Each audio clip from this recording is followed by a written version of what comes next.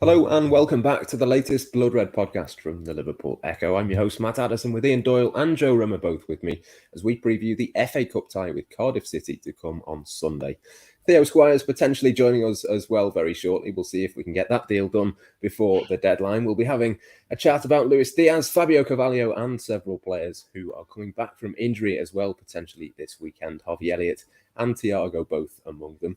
We did actually ask for your Liverpool questions this time last week, but for obvious reasons, Luis Diaz being a prime one of them, we didn't quite get to those. I haven't forgot about them. We will come back to those at some point. We'll do a podcast on those for you at some stage, but plenty of other stuff to get into for today's episode.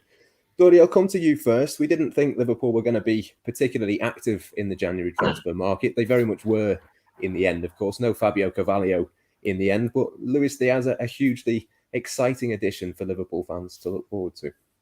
Well, yeah, excuse me, we weren't expecting them to do anything, and I don't think Liverpool were expecting to do anything either until Tottenham stuck their oar in, and Liverpool were forced to act. By all accounts, Luis Diaz was the prime the prime forward target, should we say, for the summer. And once Tottenham made clear their intentions, made the move, and made it slightly easier for Liverpool by agreeing a fee, then Liverpool just nicked in there and got the deal done. The player obviously wanted to come to Anfield, so yeah, that was unexpected. So basically, Liverpool have got themselves a player for an extra, 5 months that they perhaps weren't planning on. And in terms of Carvalho, he was never going to be coming in January anyway.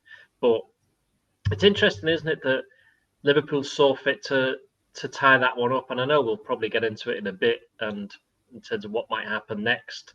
But it's the fact that he's English, he's young, he's 19, so he's somebody who can play in a number of positions, certainly forward position. He's more of an attacking midfielder, isn't he, than a wide player? So I wonder what the ramifications are for that for Liverpool's midfield for next season. Again, that's something we'll probably come on to.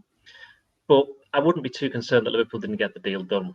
I do think they've obviously, they've showed the hand a little bit there, but they did agree a deal with Fulham, and they agreed, presumably, a deal with the player himself. So it may just be a matter of sitting tight and seeing what happens. So again, I mean, I wrote, was it last week? I said I didn't expect much to happen in terms of incomings, and obviously been proven wrong on that, but for reasons that I thought it would be a massive summer for Liverpool, and I still do. And I think we've already seen the start of it because Liverpool had to bring forward that deal for Diaz.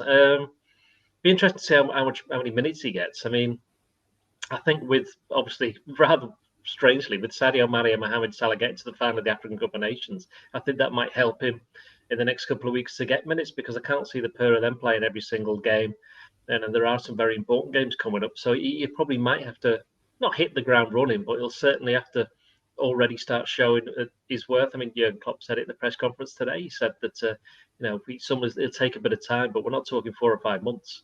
He hasn't even, when he did the press conference this morning on Friday morning, Diaz hadn't even got to the club and trained because he was obviously stuck in Paris waiting for his work permit. So we might see him for a few minutes against Cardiff.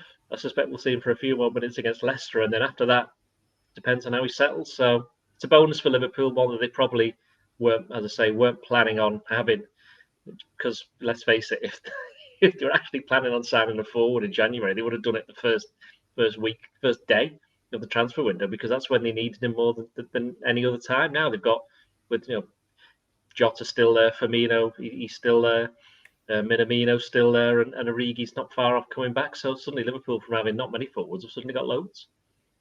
We'll come back to Fabio Carvalho in a little bit, Joe, but just in terms of Luis Diaz, Doyle mentions it there in terms of kind of the expectations. We're not quite sure what to expect from him in the first couple of months. Will he play a big role for Liverpool between now and the end of the season? What's your sort of expectation? What are you expecting from this £49 million signing, just to sort of get through to the end of this season, really, even obviously ahead of the summer and bigger things moving forward? I think, as Doyle says, they clearly didn't plan to sign him in the winter. It was only because Tottenham made that move. So I think it's good for both him and Liverpool, because I think the pressure's off him in a little bit of a way. We've seen signings like Fabinho before, Andy Robertson's another that comes to mind, come in, take a bit of time to settle. And I think for Luis Diaz, because this wasn't really part of the plan for Liverpool. He can have that grace period. He can have that time to settle. Liverpool, touch wood, and thank God, seem to have a decent squad in terms of fitness at the moment. They've got Mane and Salah coming back, hopefully unscathed from the final on Sunday. And when they do, they will have options. So I don't think there's massive pressure on Diaz to come in and hit the ground running. I think Klopp can use him and as an impact player, he can pick and choose the games he wants to play him in. And, hopefully there aren't any big injuries in the second half of the season. So it's probably ideal for Liverpool. They give him that time to settle in, then he can have a proper pre-season in the summer and, really hit the ground running next season. So, I think my expectations really are just to see a few glimpses. You obviously you don't want him to be in a bad run of form or anything, so you want to see a few glimpses of what he's capable of. But I certainly don't expect him to be starting every week towards the second half of the season. I think really, you're looking at next year before that's going to kick in. In terms of the sort of longer term, Doyle, in terms of the position he plays, Luis Diaz, we seem to think that he plays off the left primarily. There has been a suggestion that he could play through the middle as well. What do you think the sort of early suggestions are in terms of what this might mean for the players who are already in those positions? Sadio Mane, for example, that Luis Diaz plays in that same position for, or certainly has played in that same role before for Porto. Well, we've been going on about this for a while now, haven't we? The front three have got less than 18 months in the contract. And I have always said I expect one person to agree a new deal, one person to go to the end of the deal, and somebody to leave in the summer. And given the fact that they signed Jota last September, and now they've signed Diaz, who are both left wingers, I think he might be slightly pointing towards where there may be a question mark over somebody's future. Obviously, Sadio Mane would be the one that would be most under pressure, but it's we can't second guess it. We can't second guess. The club might know a bit more than we do, because you've got to bear in mind that Salah has actually come out. He's long said, "I want to stay and extend my deal," but the other two haven't been, as far as we were offered a deal, and haven't come out and said that they want to stay anyway. So they're keeping their options open. So are the club. And I think that this is probably another example of that. And again, it goes back to the fact that this player wasn't supposed to be signed in January. He was supposed to be coming at the end of the season. So clearly, Liverpool know that possibly one of them is going to go, if not in the summer, then very, very soon after. So they can't wait, can they? They have to, as they've shown, if they feel as though the transfer needs to be done, and as go back to what Tottenham agreed that fee, and suddenly that gave Liverpool an opportunity to finally get things running and get him in. So yeah, I do think it will be interesting, because it's not just those. It's Takumi Minamino, it's Divock Origi. We know Origi's going to be out of contract, and it would be a miracle, I think, if he ends up playing the amount of games Liverpool need to trigger the extra year in his contract. So he'll be gone. I'd imagine Minamino might go as well. We haven't even mentioned, Kay Gordon, who's come through, and as I said before, Jota, who's emerged as his second top scorer in the Premier League. So they're the players that the future is. It sounds terrible to put it like this, but Firmino and Mane particularly are now becoming part of not Liverpool's past, but they're not the future, are they? They're not the future, not just because of their age, but just because of the fact that I wrote this a year or two ago about, I think if you have a look and see how many strike partnerships last, how long they last, and it's mostly 3-4 years, and that's it. And we're talking about 3 of them together. They've got through 5 and coming up to, the next season will be the 6th one, I think. So that's unheard of. So it's not a surprise that the squad's evolving. It's not a surprise that Liverpool have moved for another forward. The only surprise, really, as we said before, is the fact that it's happened, January the 30th, because Liverpool had to do it. Not because they needed him in right now, but because if they didn't do it, he would have probably ended up somewhere else. Yeah, I think that the other interesting aspect of this, Joe, is that it gives Liverpool a few more options as well, doesn't it? I think it's interesting to kind of think, will they go for maybe more of a 4-2-3-1? Is there another opportunity to have, 4 players on the pitch and still have someone that you can trust to change the game from the bench, for example? Is it a case of this player being able to come in and maybe help Liverpool do a little bit more in the FA Cup, for example, than they've done in previous seasons? It kind of opens up a few exciting possibilities for this season, as well as obviously the longer term. Absolutely, yeah. As you just mentioned, the FA Cup there, if they get through on Sunday, in the past we've seen it, haven't we, where Liverpool, because they haven't got as big a squad as the likes of Chelsea or Man City, have had to play a team full of youngsters in different rounds of the FA Cup. You would like to think that if they get through Sunday, by the time they get into the next round, they'll be able to field a changed team, but a pretty strong team nonetheless. So, that bodes well. Obviously, they've got the League Cup final coming up. They can treat that as seriously as they want. And then the Champions League, of course. You don't expect too much rotation there, but it will certainly ease the pressure on other players if they can perhaps rotate in the league, depending on where they are in the title race. So there's plenty of options. And, we've discussed with Doyle previously about the futures of the other front three. As Doyle just said, he thinks a contract, one will see out his contract and the other one will be sold. I'm not 100% convinced that they will go and sell Mane in the summer. I think with Liverpool, they've always built their squad depth up piece by piece. They're not like Man City or Chelsea in the sense that they sign a load of players and have a big squad in one go, if that makes sense. They sort of add a player, and then others naturally come to the end of their cycle, like Origi.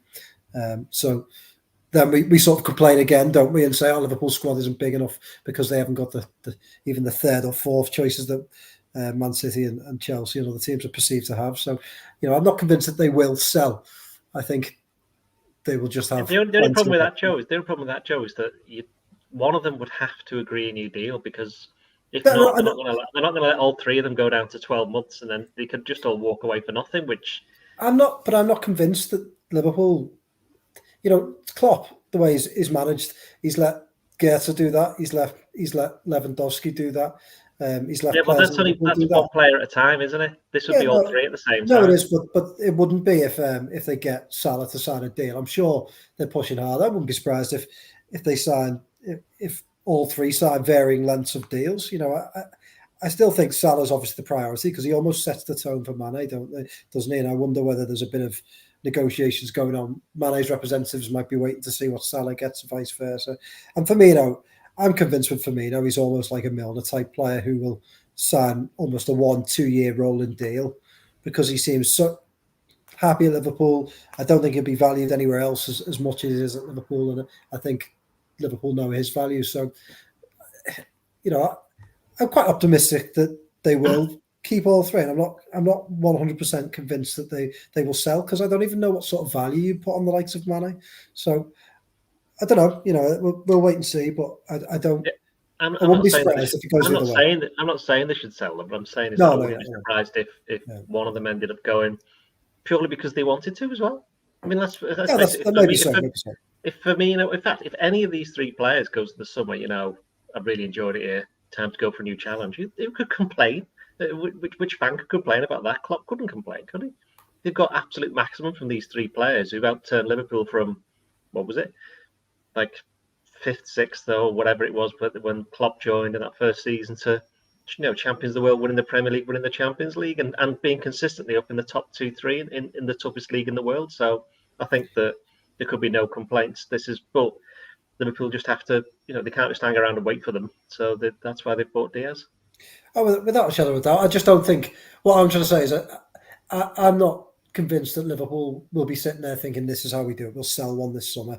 Obviously circumstances can change and players could ask to leave, but I don't think Liverpool will be planning that. I think they'll be almost waiting to see how it all pans out, and then they've got Diaz anyway, haven't they, as a long-term solution? So. But you're right, because we're working on the assumption that Minamino and definitely Origi are going, so they'd be one down straight away, wouldn't they? Though you could say Kay Gould stepped in, so they're kind of at the same level. Oh, here he is. Just and as well. Look at that. That's a proper chop. He just burst onto the pod then, didn't he? He did, a big bang. Theo Squires is among us for anybody who's not watching, just listening. And he's had just a very, very close haircut. I thought they went a bit too short, to be honest. But yeah, it's my Fabio Carvalho impression, isn't it? Is he coming on? Is he not coming on? Leaves it right until the wire. But you've obviously had this unhappy ending because I have actually turned up. I must say, Theo, I quite like your new haircut. I think it's a good length. There you go. I never said there was anything wrong with it. I just said it's very short. Theo didn't seem to like it, but I think it suits you. Well done. Everyone's got to watch this on video and have to see what we're going on about, aren't they? Yeah, just pushing the YouTube channel. Well, Theo, you've joined us, so you might as well move into the next question, and we're going to talk a bit about Fabio Carvalho now. We've done a little bit of Luis Diaz that you've missed out on, but we'll go to Fabio Carvalho. It very nearly got done. The fact that Liverpool wanted it to get done, you probably think that they will get it done in the summer, though, wouldn't you? You'd like to think so. Like the fact that they've gone to that effort of having those negotiations and agreeing a deal with Fulham for it only to fall down because of the loan deal going back, that sort of looks like everything is done there. The only issue is the fee they want to agree to pay in January, February time. Are they still going to want to pay that sort of fee as the compensation in the summer when he would be a free agent? And we know they don't want to do a tribunal if they can avoid it. We know that's why Fulham had dodgy relations with them in the first place because of how the Harvey Elliott deal unfolded, because they thought they were shortchanged there.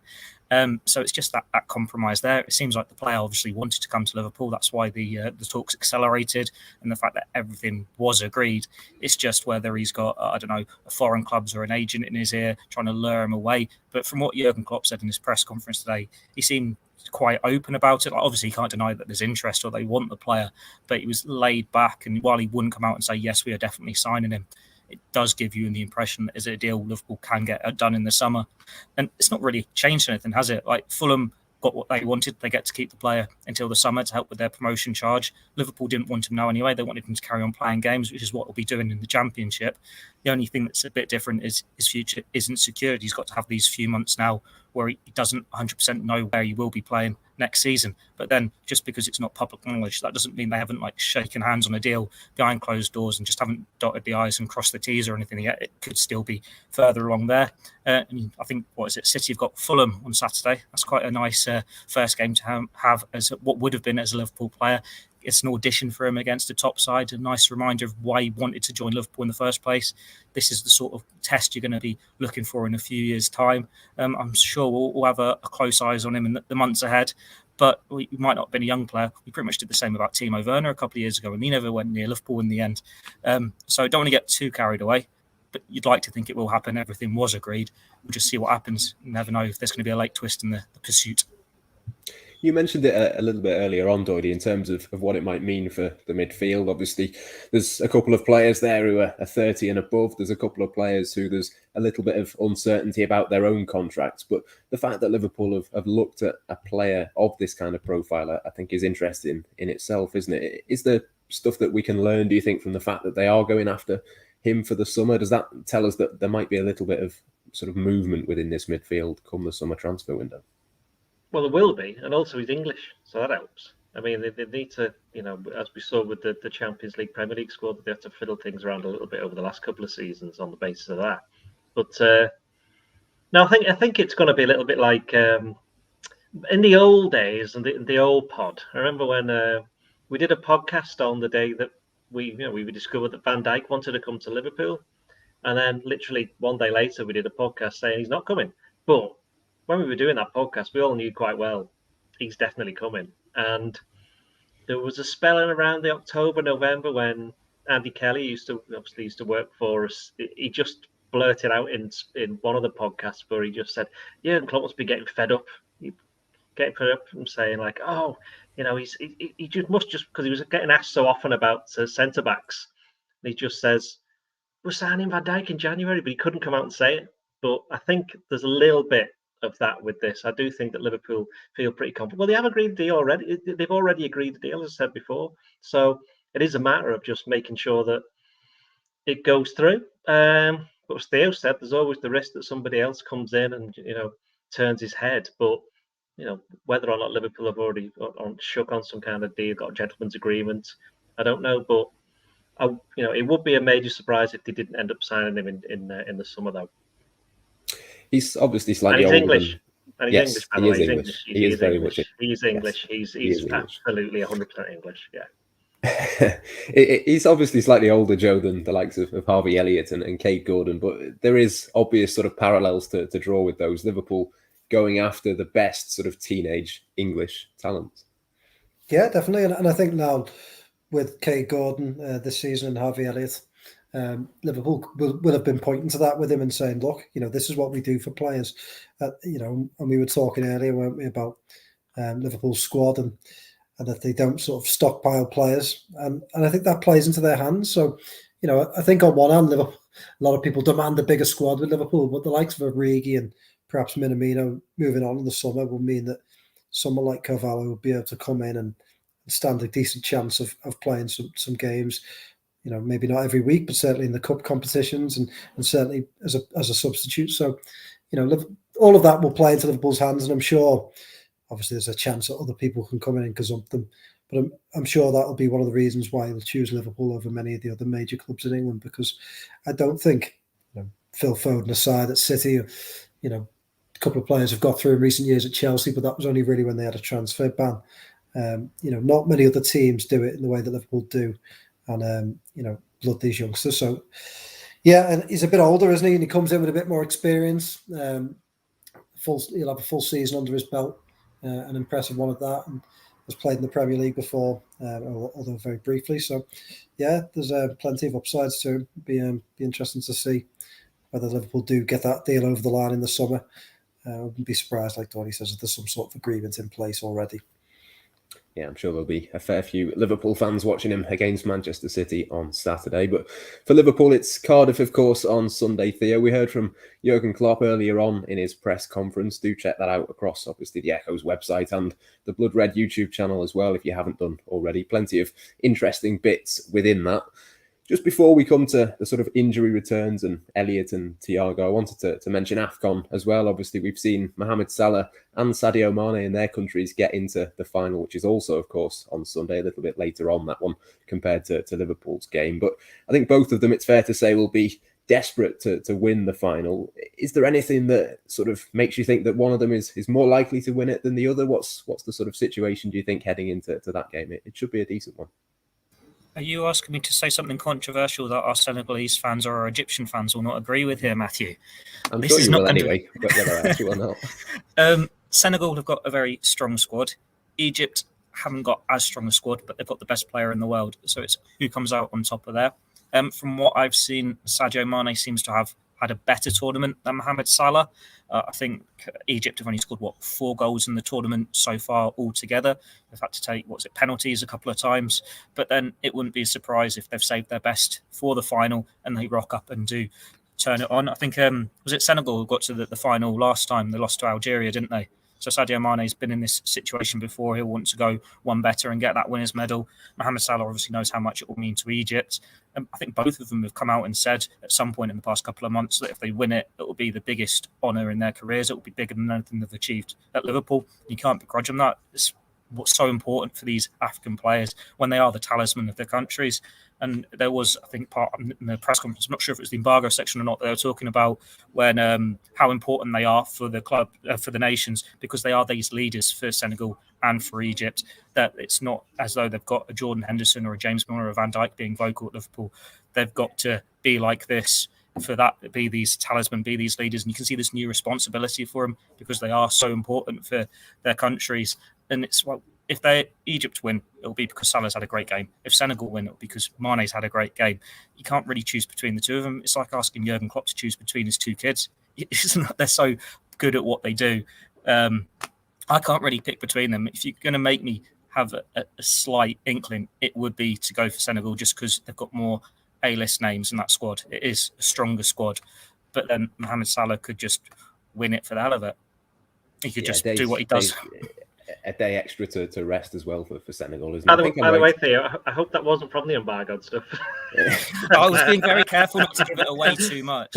It was basically what was on the BBC coverage, wasn't it? Just talking about how Salah talks to the team before the shootout. Yes. Yeah. Yes, very much so. So we've already always seen it. It's fine. We'll move away from that. We'll move towards Ian. Harvey Elliott potentially could be back this weekend as well. He'll be in the squad for Liverpool. It'll be obviously important for him. We saw him in the we saw his goal at least from the behind closed doors friendly with Walsall. I think it was during the international break, wasn't it? How excited will you be to see Harvey Elliott again in a Liverpool shirt? Was it Walsall? Or was it Wrexham? I think so. Oh, was it Wrexham? Apologies. I can't remember. Both Which one was it? Theo will know. Come on, Theo. It's definitely Wrexham. I'm wrong. I was off duty, but I thought it was Wrexham. Utterly unprofessional. Unprofessional. Yeah, definitely anyway, Wrexham. What was the question? Yeah, Harvey Elliott, yeah. Are you excited was the question, which... Well, am I ever excited about anything? is the real question. But you're excited about that anything was to dominoes get you're you getting on excited. deadline day. that was exciting. To be fair, that was exciting. Yeah. Yes. Yeah. Of course. Harvey Elliott. I mean, we saw at the start of the season and in the summer, and anybody who watched him for Blackburn, and in fact, anybody who's watched him play football full stop at any point will know he's an exciting player to watch. And he was the bonus, wasn't he, at the start of the season? And he'll be again, like a little bit like Diaz, in the sense that while Liverpool always expected him to be back for the before the end of the season, I think that if they get some good appearances out of him between now and May, that'll be a bonus, because even if he hadn't been injured, if that was still the case, if you've got Harvey Elliott appearing at the tail end of the season, the business end, and he's playing games, that does underline just how good a player he is and how important he's going to be for the future. So yeah, he's somebody that they missed. He was already getting that little bit of a relationship, wasn't he, down the right with Salah? He was playing in midfield. Obviously, he can play a little bit further up on the right himself. So yeah, it'd be good to see him. And I think, again, as Joe said about Diaz, there's going to be no pressure on him. He's just be able to just go out and play how he wants, because if it doesn't quite go to plan, he's obviously got the couple of significant caveats. The fact that he's about, how old is he? 18 still. He's obviously come back from an injury, and most of the players who are playing alongside him have been playing for quite some time, and they're the ones that'll be shouldering the burden of expectation, not him. And the other player that could be back, Joe, obviously Thiago Alcantara being injured. Klopp said he had a chest infection as well, but he seems to be over that. Good chance that he could train today. He's another one that just adds to the vast array of options really in the midfield, which hasn't always been the case this season. Yeah, it seems to be a feast or famine for Liverpool a little bit this season, but they seem to be all coming back at the right time. I don't suppose Klopp will lash him in on Sunday, because I think, after such a long period out, it's probably not the game you want to throw him straight in. But yeah, I mean, it's a huge boost, isn't it, for the league, for the Champions League, and for the upcoming League Cup final. He's obviously been vital for Liverpool in the league, hasn't he, Thiago? So coming back for that Leicester game on Thursday will be perfect timing. So I'm sure, I don't see him starting on Sunday, but I think he'll probably come into the team Thursday, all being well. And Liverpool will need him, and it's going to be interesting to see when everyone's fit who Klopp picks, because he's got options in that midfield now. Whether he wants to play a bit more of a safer midfield with Henderson, Thiago, and Fabinho, whether he wants to put Elliott in there and go on the attack a bit more. That seemed to work certainly in some away games, didn't it, earlier this season? So, I think that's the beauty of Liverpool's midfield when everyone's fit, is they sort of all suit different purposes, don't they? You can sort of go with the more attacking option in Elliott in the middle. You can sort of service the fullbacks with the workers in the middle, or you can try and keep possession with the likes of Thiago. So I quite like that Liverpool have got options there. It'll strengthen their league campaign anyway. So Thursday, I think, will be realistic for his return. It's not just the midfield, is it? Isn't this potentially, not for this game, but once you've got the lads back from the Cup of Nations and they get through the weekend unscathed, touch wood, could this be the first time everyone is fit since like the 2019 Champions League final? Because you think Van Dijk got injured so early on last year. There's just been injuries week in, week out. Always had players missing from the squad. They might actually be reaching this uncharted territory where everyone's available. Someone will get injured on Sunday. Sorry. In Africa or in the Liverpool game? Anywhere. Someone somewhere will, yeah. But it will certainly be interesting, obviously, when everyone is back fit, or as many are back fit as possible. There are plenty of options, and that leads us nicely into picking our teams for Sunday's game with Cardiff, Doyle. I'll come to you first. In goal, I would say Kevin Kelleher, but it will be 10 days since Alisson last played, and we have seen that decision made before in terms of getting his rhythm in place ahead of important games in the future. Do you think it's a case of Kelleher playing this one, or is there an argument, do you think, for the Brazilian coming in? I think Kelleher will play. I think Alisson tried to get a rest a couple of times playing for Brazil by getting sent off twice, but kept on getting told he's got to stay on. So, he's played his game. I don't see there's any concerns over him not being in rhythm or anything like that.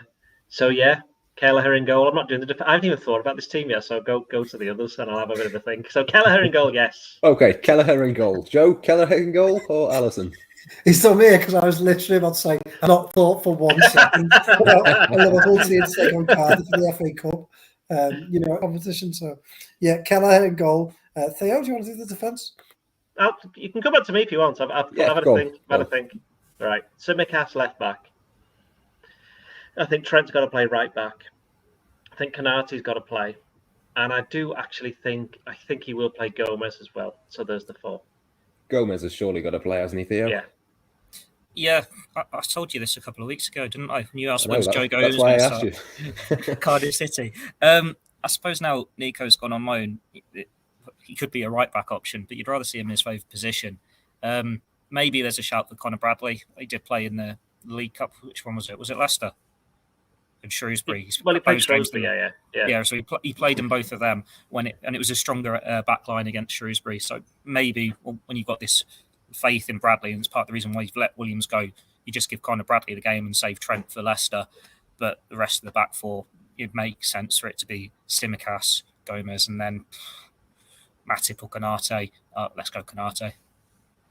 Is it a straight sort of Tsimikas coming in, Joe, or do you think there's a possibility, if I can say it properly, of Andy Robertson playing, given again that there has been this break? It's not like he's been away with Scotland or anything. They haven't played, have they? Yeah, but I think with Liverpool getting back to league action on the Thursday, and then they play again in the league, and then they play in the Champions League, don't they?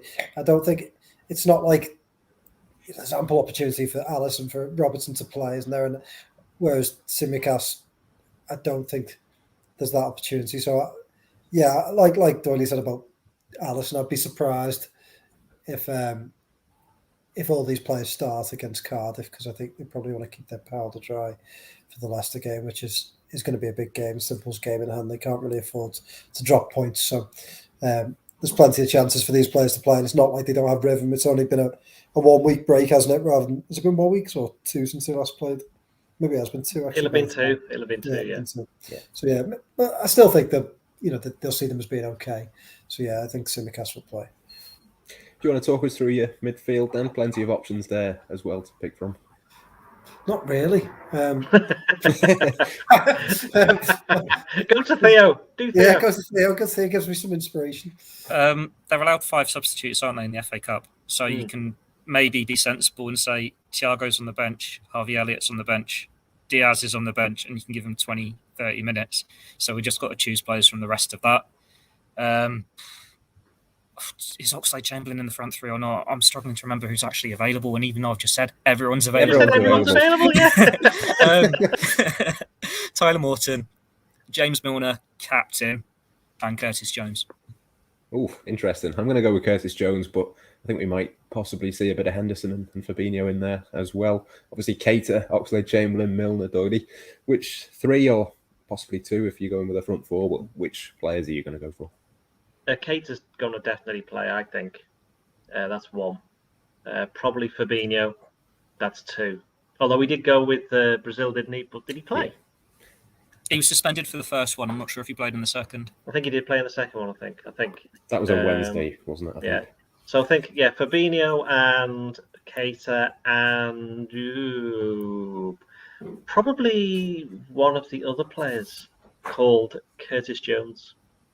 Yes, I'm pretty sure that Curtis Jones will play. Joe, have you had a bit more thinking time? Who are you going to go for? Yeah, Henderson. No, Fabinho, Henderson, Jones. I think Keita on the bench. Interesting. Shall we stick with you to go through your front 3 as well, or shall we come back to you? You can do. No, come back to me. I've got no inspiration. Okay, I'm going to go for Diogo Jota, Roberto Firmino, and Cade Gordon. Doyle? I completely forgot about Firmino. Yeah, Firmino. Firmino, Jota, and who did you say? Oxlade-Chamberlain as well? Cade Gordon. I know I'm going to go Oxlade-Chamberlain. Gordon on the bench, along with, as Theo said, Elliott, Diaz, Thiago, me, Joe. Not Ghosty, though, because he's not here. And the rest of them. Theo? I think I agree. I think it would be Firmino, Jota, Oxlade-Chamberlain. I think Wrighton's almost on the wall for Minamino, isn't it? It's going to be a hell of a second half of the season for him to force his way up that pecking order now. And Origi's back in training. He's just had one session, so he could be another player. He might get 20 minutes off the bench if he's lucky. There he is. Theo's destroyed Tacky. That's all we were waiting for. There you go. Blood red bingo ticked off. Joe? What else is in blood red bingo? Plenty of things. Bran flakes. We've not had them yet. Let's go for them. We haven't even thought of that. Cornflakes today. So Doyle predicting Liverpool to win. As usual. Yeah, A dig at Tottenham. Doyle not being Joe's Tottenham, saying you he's missed either that worried as well. about Navigator or he absolutely loves the League Cup and hates the FA Cup, which, to be fair, he should be saying that now. Yeah, we've kind of had the FA Cup one, so we've had a few. Anyway, my front three. Firmino, I mean, what did you guys say? Firmino, Oxlade-Chamberlain and Jota? That sounds about right, doesn't it? Yeah. Then. Cool. I think that will do us there then. In terms of match predictions then, I'm going to go for 3-0, I think. Joe, I'll come to you first. Yeah, before that, you didn't answer any of these questions that you promised people at the start, did you? Or were they in there? No, that's for a future podcast. A future podcast. Honestly, oh, I'm sorry. Don't you listen? Okay. No, half the time I don't. What was your question, Matt? What's the score going to be? 2-0. Doyle? Am I right in saying Cardiff have got loads of players missing and they're going to play a really young team as well? Yes. Which I think will give them a lot of energy, and Cardiff will score, but I think Liverpool will win 4-1. Interesting. Theo, will Cardiff score? Do we go to penalties or is it replays at this stage? It's penalties all the way. So you're going to say 3-0 to Liverpool now, aren't you? Yeah, pretty much. 3-1 Liverpool. Well, there we go. Wins all round. Not quite sure why we needed to bring up penalties in that case then, but never mind. Fun. Just why not? It is extra fun, time, though. Only Extra if it's a time. draw. Could be 4-1 after extra time. Is it extra time and then penalties? Yeah. Really? It doesn't go straight. Maybe it's the shootout. Maybe 3-1 on the shootout. That's what score Egypt won last night. Can we not mention that Cameroon penalty, the last one? Honestly, what on earth was he doing? I mean, the first one they missed was terrible. The second one was a good save. He felt a bit sorry for the lad taking the third one because he quite clearly didn't want to be there. Didn't want to take that penalty. Just hit it as far away as possible from the goal and then legged it. Joel Matip would have scored it.